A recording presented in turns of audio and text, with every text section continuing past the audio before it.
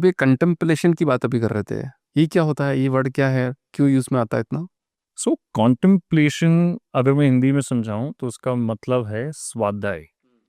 तो स्वाध्याय लोगों ने सुना होगा, बट ज़्यादातर लोग स्वाध्याय को किताबें पढ़ना और ग्रंथ पढ़ने से एसोसिएट करते हैं। बट एक्चुअली स्वाध्याय का मतलब होता है स्व मतलब मैं, और अध्याय मतलब अपना समझना। अध्याय मतलब समझना या पढ़ना, अपने आप को समझना या अपने आप को पढ़ना। सो कॉन्टेम्पलेशन एक टेक्निक है, एक सिंपल सी एक्टिविटी है जिसमें आप अपने थॉट्स को या अपने लाइफ की सिचुएशंस को लेके बारीकी से स्टेप बाय स्टेप उनको डिसॉल्व करने की कोशिश करते हैं, using a set of principles with the objective of finding a solution. मतलब एक सोल्यूशन निकालने की कोशिश करते हैं, और ये आप अपने आप करते हैं बिना किसी की डिपेंडेंस के बिना।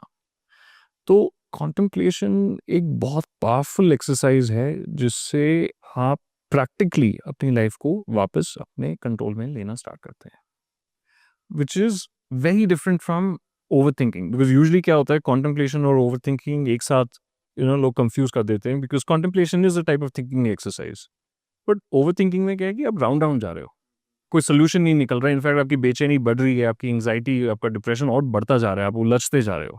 बट कॉन्टेम्पलेशन में आप सुलझाते हो, एक चीज को पकड़ते हो, उसको तोड़ते जाते हो जब तक कि आप उसको सुलझा नहीं देते। तो आई थिंक कॉन्टेम्पलेशन एक बहुत पावरफुल एक्सरसाइज है।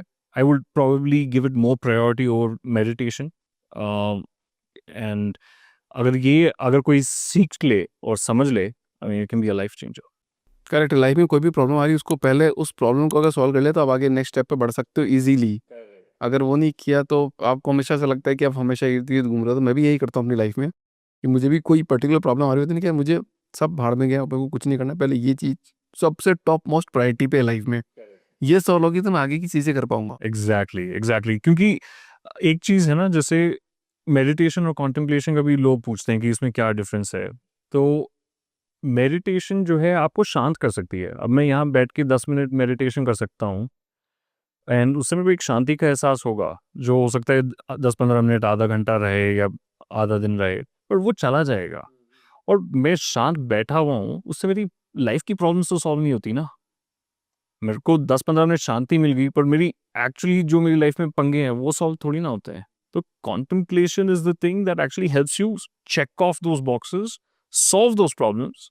जब आपका वो हो जाता है तो मेडिटेशन तो आपको नेचुरली हो जाएगी, वो करने की भी जरूरत नहीं पड़ेगी, you naturally be in a meditative state. मतलब उसके लिए आपको काम करना पड़ेगा, बेसिकली आपको थोड़ा काम करना पड़ेगा। ये काम करोगे तभी हो, ऑटोमेटिक नहीं होगा, कुछ मैजिक नहीं होगा कि ऐसे कुछ ज्ञान आ गया आप में और आपने वो सीख लिया और वो सब कुछ हो गया। तो कॉन्टेम्पलेशन करना भी एक कला है।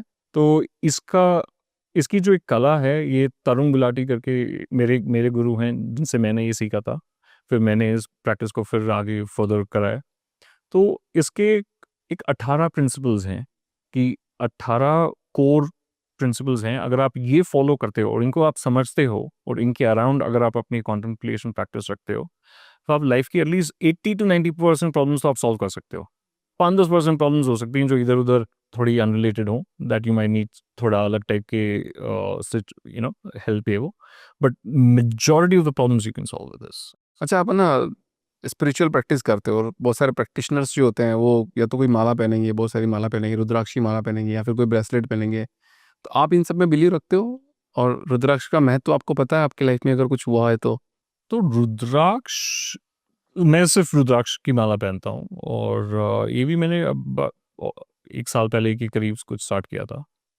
आई थिंक फर्क पड़ता है, मतलब I am not an expert at this, but जो मेरी ये स्पिरिचुअल जर्नी रही है, आई थिंक रुद्राक्ष का एक ज़रूर एक महत्व रहा है इसमें।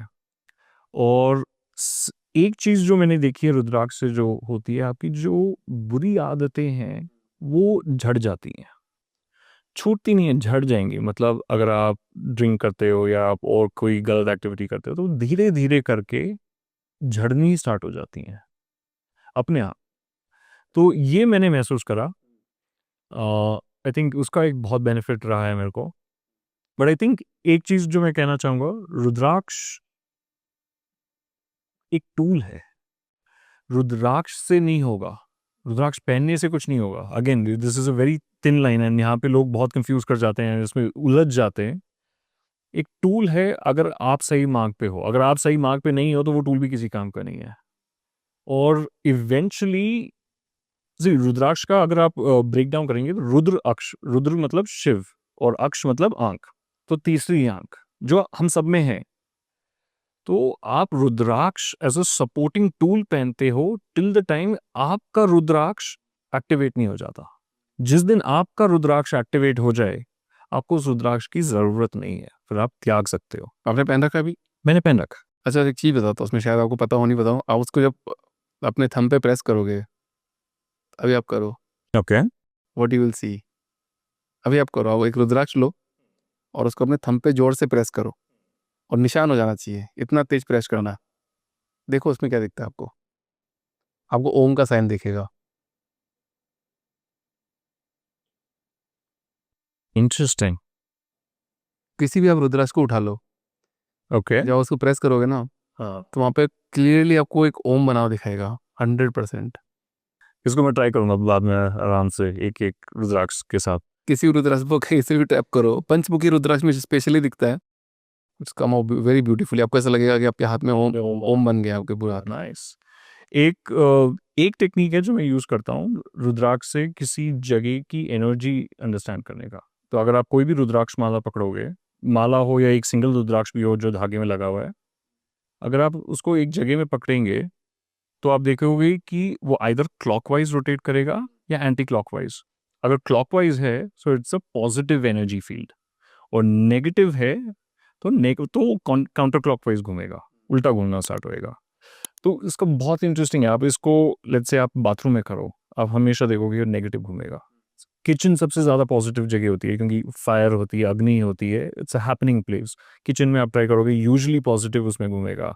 आप किसी कूड़े के डिब्बे पे या किसी ओस पे करोगे तो हमेशा नेगेटिव घूमेगा। इनफैक्ट मैंने इसको कई सारी चीज़ों के साथ भी ट्राई करा, जैसे आप शहद लो, शहद के ऊपर करो, हमेशा उल्टा घूमेगा क्योंकि शहद तामसिक है। इट्स द वॉमिट ऑफ लिल बीज, राइट। तो उस पे हमेशा उल्टा घूमता है। आप किसी बहते हुए पानी पे करो, अग्नि पे करो, हमेशा पॉजिटिव घूमता है।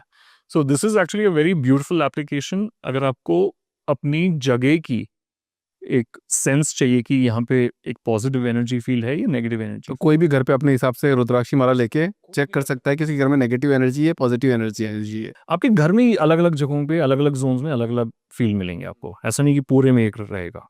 तो ऑडियंस ट्राई कर लेगी ये तो। ज़रूर ट्राई करना चाहिए।